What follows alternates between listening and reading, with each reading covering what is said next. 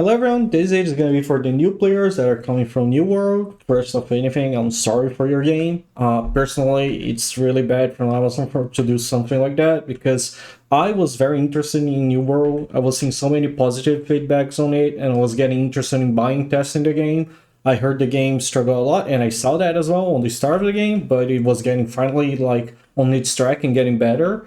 So to just release a new expansion, make people buy cosmetics and the expansion itself, like the game itself, just to cut it like literally a month or two later and literally fire the entire team and cancel the game / project until it's just simply gonna shut down and die, it's ridiculous and it's honestly pathetic. But regardless, Throne, a lot of people were worried about Throne and being the same situation, but be aware that Throne is different because the devs of Throne are not like hired by Amazon.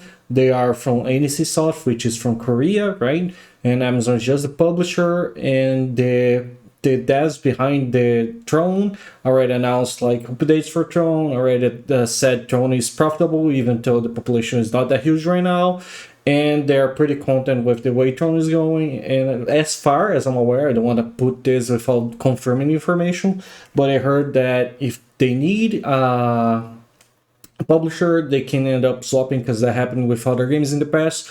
So while Amazon's situation might affect Throne a little bit, it's much less extreme than, for example, New World, so Throne should be fine for the long term overall. But regardless, this is for the new players. Personally, I have never played New World, so I'm not going to compare to the game. I'm just going to tell you guys they are coming to this game what to expect.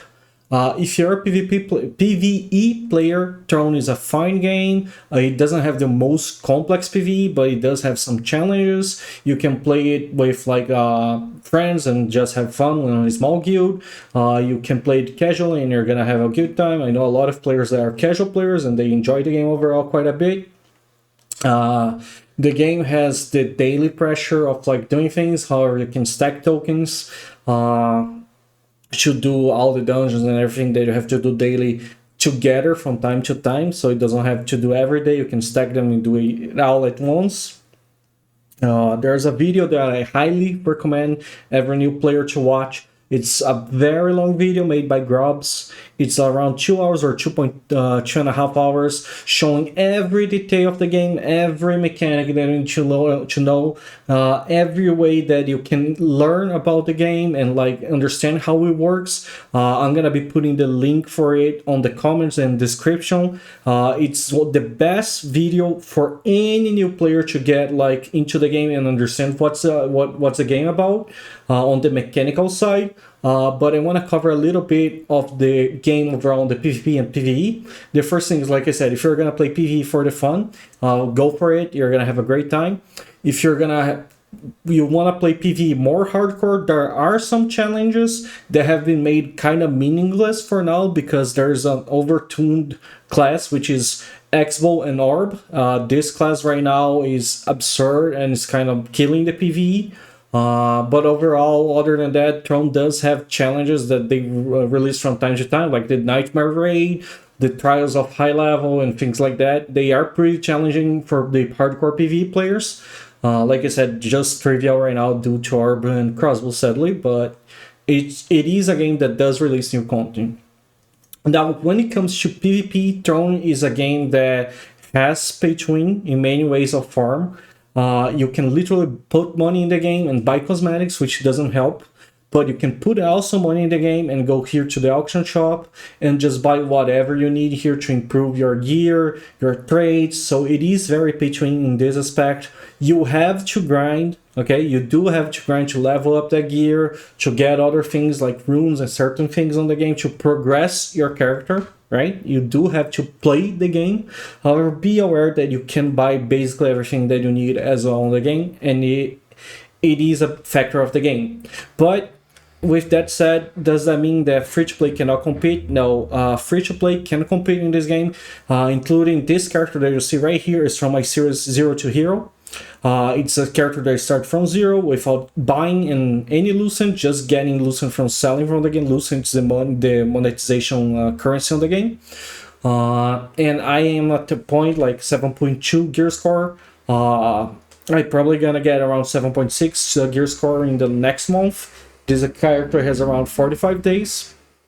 Just so you can have an idea of the average, around 7.8 to 8,000 right now is like the high end gear score of like most PvP or even PvE hardcore characters.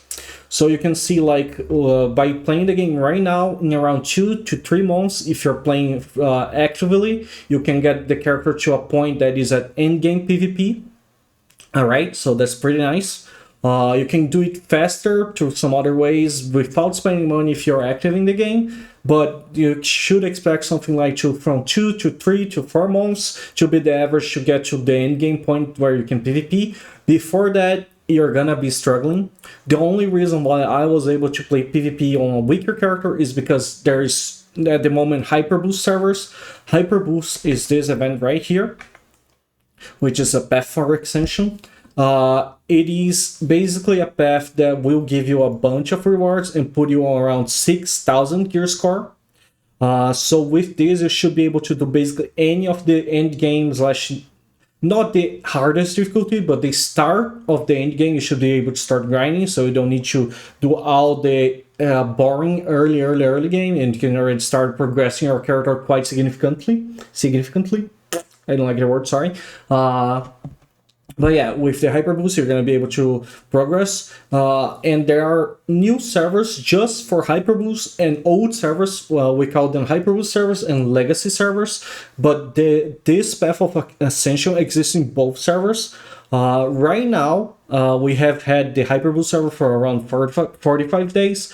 I don't recommend making a character on the Hyperboost servers because they are quite dead. They are pretty like slow. There aren't many players here. Most of them are already transferred out. So if you get into the Hyperboost servers, it's gonna just be harder to progress your characters because there's less players, there's less items, and the auction house is separate from Hyperboost and Legacy, which means on Hyperboost there's much less items than on Legacy, and everything is much more expensive and scarce. So if you're starting a new character now, literally now, go for the Legacy servers because you're gonna have a much time gearing up your character, finding people to play together, and if you're on a pay to win, it's gonna be much cheaper there.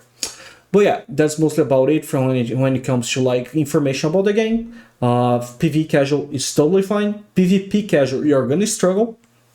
Hardcore PvE is kind of pointless right now, but it's decent usually. Hardcore PvP, you need gear score and you need to be strong to play it. It takes around 2 to 3 months to actively playing to get to the point that you can actually start doing well in hardcore PvP, right? Competitive PvP. The game is pay to win, however, as free to play, just like on this character and my other character, even to a certain degree, you can get there, like I said, by 2-3 months. If you want to cash up and get to a powerful state that you can play PvP, you can do that. It's something that this game allows. However, you still have to grind for masteries, gear leveling, and other things. And that's mostly about it. Like I said, watch Grab's video, it's gonna be on the description. It tells every mechanic and every detail that you need to know overall about the game. And that's mostly about it. Try it on, it's free. If you like it, awesome. If you don't like it, that's totally fair. Thank you for watching. See ya.